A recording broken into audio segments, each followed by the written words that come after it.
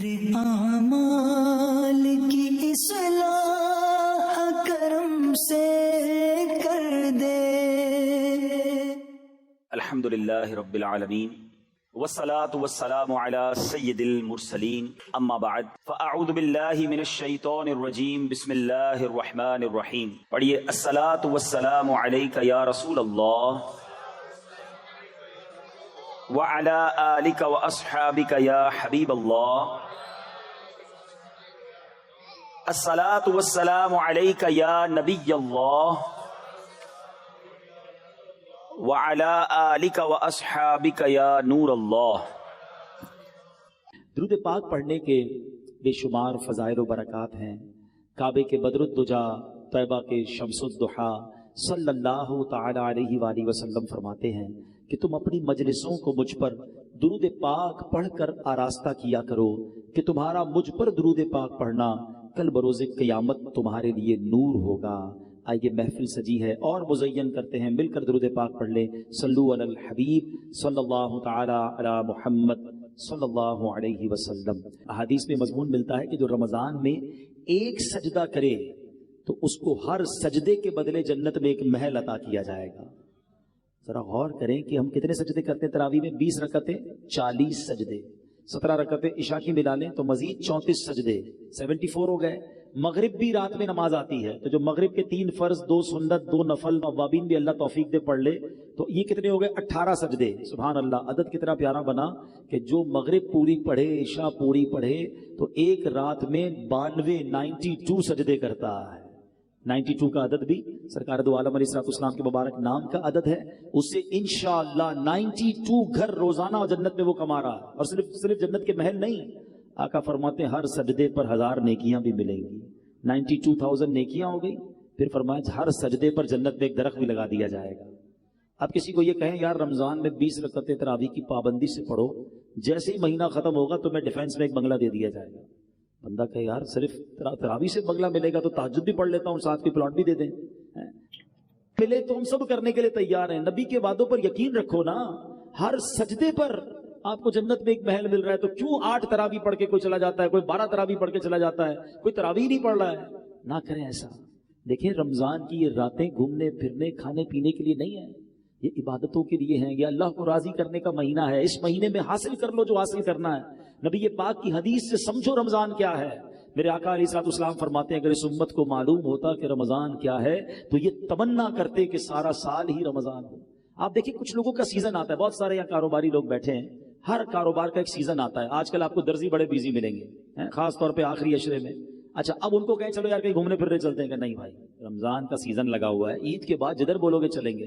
بقرعید کے دنوں میں کسی کسائی کو گھما پھرا کے دکھا دو، نہیں بھائی یہ تو دن آئے، پورا سال انتظار تھا بقرعید میں۔ ہر آئٹم کا آتا ہے نا سیزن۔ مثال کے طور پہ گرمیاں آتی ہے تو کولر والے، اے سی والے بزی ہو جاتے ہیں، سردیاں آتی ہیں تو بلینکٹ والے، گیزر والے۔ ہر کاروباری کا ایک سیزن ہوتا ہے۔ وہ سیزن میں کیا کہتا ہے اپنے دوستوں کو؟ یار سیزن کے دن ہے۔ گھر والوں کو بھی کہتا ہے کوئی مجھ سے ایکسٹرا کام مت کہنا، دوستوں کو کہتا ہے بھائی میں ٹائم نہیں دے سکوں گا، بس یہ 10 15 20 دن مہینہ سیزن کا گزار لو، پھر انشاءاللہ جو بولو گے کریں گے۔ تو رمضان میں ہم نہیں کہہ سکتے اپنے دوستوں کو یار یہ مہینہ تھوڑا سا عبادت کرنے دو، یہ مہینہ میں سجدے کر لوں، یہ مہینہ میں تلاوت کر لوں۔ بلکہ رمضان میں ایسا لگتا ہے دوستی یاری زیادہ جاگ جاتی ہے۔ وہ بھی دوست بن جاتا ہے جو سارا سال نظر نہیں آ رہا ہوتا، وہ بھی کرکٹ کھیلتا ہے جو پورا سال کرکٹ نہیں کھیلتا، اور رمضان کے کرکٹ کھیلنے کے لیے آیا ہے۔ رمضان ٹورنامنٹ معاذ اللہ جری دیکھیں لوگ۔ اچھا پھر ایک تو کرکٹ، دوسرا کھانا پینا ہے، حالانکہ بھوکا رہنے کا مہینہ آیا ہے، لیکن ہم کیا کر رہے ہیں؟ All you can eat, sehri offer, iftar offer. اچھا دوست بھی ایک دوسرے سے مل کے ایک ہی سوال کر رہے ہوتے ہیں، اور سناؤ آج سحری کدھر کرنی ہے، آج افطار پہ کدھر چلنا ہے؟ بھائی یہ پوچھو نا آج تلاوت کدھر کرنی ہے، آج ذکر کدھر کرنا ہے، آج محفل میں کہاں جانا ہے، آج تہجد کدھر پڑھنی ہے؟ یہ باتیں نہیں ہو رہی ہماری۔ سوچیے رمضان کیا ہے خدا کے واسطے۔ روزانہ ساری سال جو ہے نا میں اور آپ ایک دعا کرتے ہیں، یا اللہ میری دعا سن لے، میری مغفرت فرما دے، میرے گناہ معاف کر دے، میری مشکل آسان کر دے۔ ہم کرتے نا دعا۔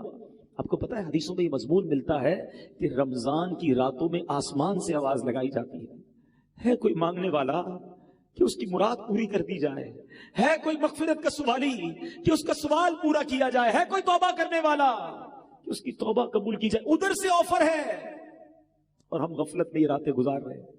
تھوڑے دنوں پہلے سوچ رہے تھے چاند دکھے گا، رمضان آئے گا، ہم عبادت کریں گے، ابھی تو سوچ ہی رہے ہیں۔ پلیز دیکھو پچھلے رمضان میں کئی لوگ ہمارے ساتھ تھے جو اس بار نہیں ہے۔ کیا پتا اگلے رمضان میں ہم نہ ہوں. اس رمضان کو اپنی زندگی کا آخری رمضان سمجھنا اور اس کو اللہ کی یاد میں گزارے. وہ روایت یاد رکھیے گا کہ میرے آقا علیہ الصلوۃ والسلام نے ایک دعا پر آمین فرمائی تھی. جبریل امین نے کیا دعا کی تھی کہ یا اللہ جو رمضان پائے اور اپنی مغفرت نہ کروا سکے اس کی ناک خاک آلود ہو، یعنی وہ ہلاک و برباد ہو جائے. نبی پاک نے آمین فرمایا تھا. دعا کون کر رہا ہے؟ فرشتوں کا سردار. آمین کون کہہ رہا ہے؟ نبیوں کا سردار. فرما رہے آمین نبیوں کے سردار صلی اللہ تعالی علیہ وسلم. دعا تو مقبول ہے نا. پھر ہمیں تو کانشیس ہو جانا چاہیے کہ یا اللہ 15 دن گزر گئے، نہ تراویح ایسی پڑھ سکا، نہ روزے ایسے رکھ سکا، پتہ نہیں بخشش ہوئی کہ نہیں. مولا کروڑوں بخشے گئے ہوں گے، ان بخشے ہوئوں کا واسطہ مجھے بخش دے پلیز. میرے بچوں، میرے ینگسٹر بچے، رمضان اس لیے نہیں آیا کہ ہم کھیل کود اور کھانے پینے اور شاپنگ میں گزار دیں. قرآن شریف کے حوالے سے ہی میں ایک سورت بلکہ اس کی چند آیتیں اور وہ پیغام دینا چاہتا ہوں کہ سوچئے اس مہینے میں ایک ایسی رات ہے جس رات کی فضیلت بیان کرنے کے لیے پوری قرآن پاک میں ایک سورت آئی ہے اور اس سورت کا نام ہی سورہ قدر ہے. اور کیا شاندار پیغام ہے اس میں. بسم اللہ الرحمن الرحیم. انا انزلناہ فی لیلۃ القدر وما ادراک ما لیلۃ القدر. قرآن کا یہ شاندار اسلوب سمجھیے. یہ بہت خوبصورت اسٹائل ہے کہ قرآن میں جب کسی بات کو امپورٹنٹ ذکر کیا جاتا ہے، ایمفسائز کیا جاتا ہے، تو قرآن خود ایک سوال کرتا ہے وما ادراک ما لیلۃ القدر. تم نے کیا جانا لیلۃ القدر کیا ہے؟ آپ کو یہی اسلوب سورہ قارعہ میں بھی ملے گا. القارعۃ ما القارعہ وما ادراک ما القارعہ. تم نے کیا جانا قارعہ کیا ہے؟ وہ سوال کے بعد قرآن خود ہی جواب ارشاد فرماتا ہے، لیکن اٹریکشن ہو جائے، بندہ سمجھ لے دیر از سم تھنگ اسپیشل، کوئی بڑی بات ہونے جا رہی ہے. قرآن کہتا ہے ہم نے اس کو لیلۃ القدر میں نازل کیا اور پھر فرمایا وما ادراک ما لیلۃ القدر. تم نے کیا جانا لیلۃ القدر کیا ہے؟ پھر خود قرآن جواب دے رہا ہے لیلۃ القدر خیر من الف شہر. لیلۃ القدر 1000 مہینوں سے بہتر ہے. اب ایک کوسچن دماغ میں پیدا ہو سکتا ہے کہ یہ 1000 مہینوں کی جو بات کی گئی یہ کیلکولیشن نارملی تو نہیں ہوتی ہے، کیونکہ اس کے 84 ایئرز اور 4 مہینے بنتے ہیں، 84 سال اور تقریباً 4 ماہ، 100 سال فرما دیے جاتے ہیں. ایگزیکٹلی 1000 مہینے کیوں؟ سبحان اللہ. علماء نے اس کے باقاعدہ مفسرین نے شان نزول بیان کیے. ایک بڑا پیارا شان نزول کہ فرمایا نبی پاک علیہ الصلوۃ والسلام ایک بار صحابہ کے درمیان بیٹھے، جلوہ فرما ہے. صحابہ کو نبی پاک نے خود ایک واقعہ سنایا کہ پچھلی قوم میں ایک بڑے بزرگ تھے، ان کا نام حضرت شمعون تھا. 1000 مہینے تک ایسے عبادت کی، دن روزے رکھے، رات نوافل پڑھے، جہاد بھی کیا اور شہید بھی ہو گئے. اتنا شاندار جب واقعہ صحابہ نے سنا نا تو صحابہ کرام علیہ رضوان کے دلوں پر ملال گزرا. Look at the way of thinking of صحابہ کرام. کیا انداز تھا صحابہ کرام کے سوچنے کا. کہتے حضور یہ پچھلی قوم والے تو آگے بڑھ گئے، اتنی ساری عبادت، 1000 مہینے کی عبادت. ہماری تو عمر ہی تھوڑی ہے، 84 سال 4 مہینے ہم تو زندہ ہی نہیں رہتے. نارملی لائف تو ہماری نہیں ہے اتنی، اور اگر جی بھی لیں تو عبادت کہاں سے کریں گے؟ بڑھاپے میں کہاں سے عبادت ہوگی؟ کہ حضور ہماری عمریں تھوڑی، پچھلی قومیں تو آگے بڑھ گئی. اب یہاں ذرا رکتا ہوں اور اپنا حال ہم چیک کریں. ہم افسوس کس بات پر کرتے ہیں؟ کسی کا گھر دیکھ کر آ جائیں، او ہو اتنا بڑا بنگلہ، اتنی گاڑیاں بھی گن لیتے لوگ، بلکہ کچھ لوگ تو قیمت بھی نکال لیتے ہیں، پارکنگ میں اتنے کروڑ کی گاڑی کھڑی تھی. او اللہ کے بندو تم، اچھا پھر افسوس، اپنا گھر برا لگنے لگتا ہے، اپنی نعمتیں کم لگنے لگتی ہیں کہ اتنی ساری زندگی بھی محنت کروں تو میں اس کے مقابلے میں نہیں پہنچ سکوں گا. یہ صرف دنیا والوں کو دیکھ کر افسوس کیوں ہوتا ہے ہمیں؟ یہ ذہن نہیں تھا صحابہ کرام کا. انہوں نے کہا حضور وہ نیکیوں میں آگے بڑھ گئے، ان کی عمریں زیادہ تھی.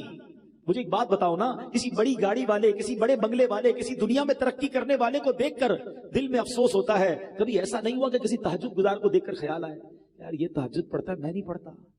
کسی عالم دین کو دیکھ کر خیال آئے، ماشاءاللہ علامہ صاحب ہمارے ساتھ بیٹھے ہیں، ان کی عمر کے کئی لوگ ہم میں سے موجود ہیں، یہ خیال نہیں آیا کہ میری ان کی عمر ایک ہے، یہ عالم بن کے میں نہیں بن گیا؟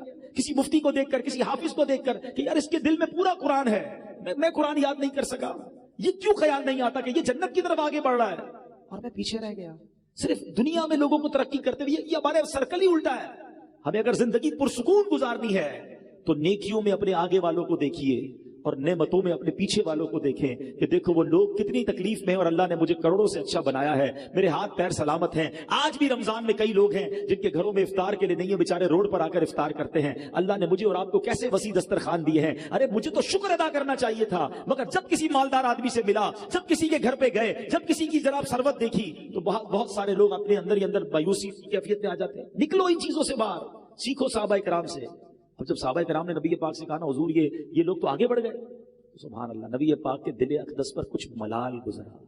ہائے ہائے، مصطفیٰ کریم کے دل اقدس پر ملال گزرے، رنج گزرے، یہ رب کو کب گوارا ہے؟ جبریل امین آتے ہیں، کہتے حضور غم زدہ نہ ہو، آپ کی امت کو اللہ نے ہر سال ایک رات ایسی دے دی ہے جو اس رات میں عبادت کرے گا اللہ حضرت شمعون کی 1000 مہینے کی گئی عبادت سے زیادہ ثواب عطا فرما دے گا۔ That is 1000 month لیلۃ القدر خیر من 1000 شہر، یہ وہ 1000 مہینوں سے افضل رات ہے جو ہر سال ہمیں عطا کی گئی ہے۔ سبحان اللہ۔ اب آؤ اور آسان کر دیا گیا، یہ نہیں کہا کہ سال میں کوئی رات ہوگی، بلکہ یہ بھی نہیں کہا رمضان میں کوئی رات ہوگی۔ نبی پاک نے غلاموں پر اور کرم فرما دیا، یہ بھی فرما دیا، حدیث پاک کا خلاصہ ہے کہ رمضان کے آخری عشرے کی طاق راتوں میں سے کسی رات میں شب قدر کو تلاش کر لو، 21ویں 23ویں 25ویں 27ویں یا 29ویں۔ تو اے میرے پیارے اسلامی بھائیوں، دس از the golden chance، اللہ مجھے اور آپ کو شب قدر نصیب فرمائے۔ more than 84 years، 84 سال سے زیادہ کی عبادت کرنے کا ایک رات میں آپ کو موقع ملنے والا ہے، تو آپ کانشیس ہو جائیں، تیار ہو جائیں۔ آخری عشرہ گھومنے پھرنے اور شاپنگ سینٹر میں مت جانا، یہ فوکس کر لیں۔ سب سے بہترین طریقہ کیا ہے شب قدر کو پانے کا؟ علماء کہتے ہیں بندہ اعتکاف کر لے۔ جو اعتکاف کرتا ہے نا، اس کو تو شب قدر اللہ کے گھر میں ہی مل جاتی ہے۔ تو جہاں جہاں ہو سکے اعتکاف کریں۔ دعوت اسلامی کے تحت بھی دنیا بھر میں اعتکاف کروائے جا رہے ہیں، تو جہاں آپ کی محلے میں عاشقان رسول کی مسجد ہو، جس سے بن سکے دعوت اسلامی والوں کے ساتھ اعتکاف کریں گے، تو فائدہ یہ ہوگا کہ آپ کی اعتکاف میں بھی تربیت ہوتی رہے گی، بہت ساری باتیں مزید سیکھ جائیں گے۔ اعتکاف نہیں کر سکتے تو پھر آج میرا ایک مشورہ لے لیجیے، یہ 5 طاق راتیں طاق میں رکھیں، ٹارگٹ میں رکھیں، مس نہیں ہونی چاہیے۔ کیا کیا کرنا ہے؟ سب سے پہلے تو یاد رکھیں، جو عشاء کی نماز اور فجر کی نماز باجماعت پڑھتا ہے اسے پوری رات عبادت کا ثواب ملتا ہے۔ یہ عادت تو سارے سال کی بنا لیں، اللہ توفیق دے، سارا سال ہی عشاء اور فجر سے جماعت سے پڑھ لیا کرو، ہر رات عبادت کا ثواب مل جائے گا۔ لیکن ایٹ لیسٹ طاق راتوں میں عشاء بھی، تراویح بھی اور فجر، یہ باجماعت آپ نے پڑھنی ہے۔ ماشاءاللہ کئی مسجدوں میں صلاۃ التسبیح ہوتی ہے، صلاۃ التسبیح ادا کریں۔ اچھا، پھر ذکر و اذکار کی بھی کوئی ٹارگٹ لے لیں، کیونکہ فضول کام تو کرنا نہیں ہے۔ 1200 بار درود پاک پڑھیں، کلمہ پاک پڑھیں، اللہ اللہ کا ذکر کر لیں، سبحان اللہ، الحمدللہ، اللہ اکبر، اور جو ذکر الہی ہیں وہ کریں۔ اس کے بعد آپ کم از کم 2 سے 3 پارے تلاوت کا بھی ٹارگٹ رکھیں کہ میں نے 5 طاق راتوں میں تلاوت قرآن بھی کرنی ہے، سورہ ملک پڑھ لیں۔ اور پھر ایک اور مشورہ یہ دوں گا کہ 5 راتوں میں صدقہ دیں۔ آپ کی جتنی حیثیت، 100 روپے کر لیں، 500 کر لیں، 1000 کر لیں، 10,000، 1 لاکھ، جو اللہ نے آپ کو نوازے، 5 انویلپ بنا لیں کہ میں نے یہ 5 راتوں میں اللہ کی راہ میں خرچ کرنا ہے۔ کسی غریب کو دے دیں، کسی مسجد میں دے دیں، واٹ ایور۔ لیکن ہوگا کیا کہ اگر ان 5 راتوں میں جو رات بھی شب قدر ہوئی نا، یہ جتنی ورائٹی والے انشاءاللہ آپ نے ثواب کے کام کیے ہوں گے، ہر کام اللہ کی رحمت سے 1000 مہینوں سے زیادہ کی فضیلت حاصل کر لے گا۔ ٹارگٹ کرو۔ لوگ سیزن کا جب خیال رکھتے ہیں، آپ خیال رکھو نا، ایک زبردست سیزن آ رہا ہے، آیا ہوا ہے رمضان، اور آخری طاق راتوں کو اور آپ فوکس کر لیں۔ اور پھر آخری بات دیکھیں، رمضان میں ماشاءاللہ مسجدیں بھی بھری ہوئی ہیں، نمازی بھی ہیں۔ رمضان کے بعد کیا ہمارے اوپر رمضان میں ہی نماز فرض ہے؟ کیا ہم رمضان میں ہی اللہ کے بندے ہیں؟ ایکچولی پتہ ہوتا کیا ہے، سمجھو بات، رمضان میں میری اور آپ کی پریکٹس کروائی جا رہی ہے فائنل فائٹ کے لیے۔ شیطان بند کر دیا، اینیمی بند ہے، دشمن بند ہے، تاکہ میرے بندے عبادت کر لیں، روزہ رکھ لیں، تگڑے ہو جائیں، تقوی میں مضبوط ہو جائیں۔